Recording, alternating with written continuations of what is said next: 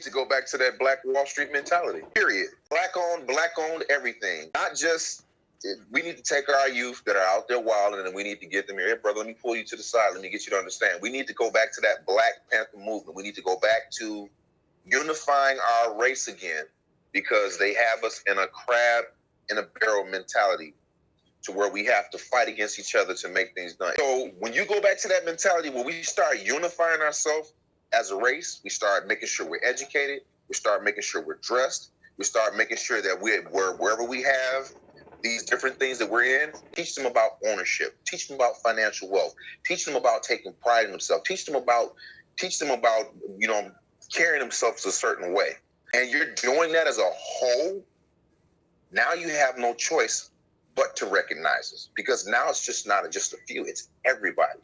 You mess with one, you mess with all. Bring it back to the mentality of we got to do for each other, not for anybody else. Keep that dollar in our community like other people have done, other races have done.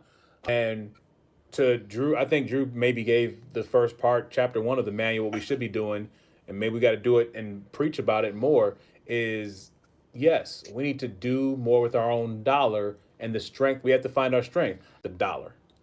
We choose to do with our dollar. Nobody cares about racism anymore. And when they become more and more aware, it's because they know the black dollar is valuable. We care about where you're going to spend your money.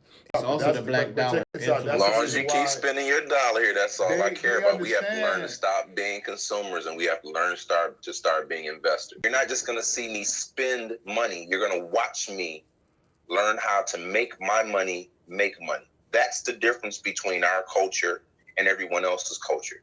They've always turned around and they've reinvested in themselves their dollar.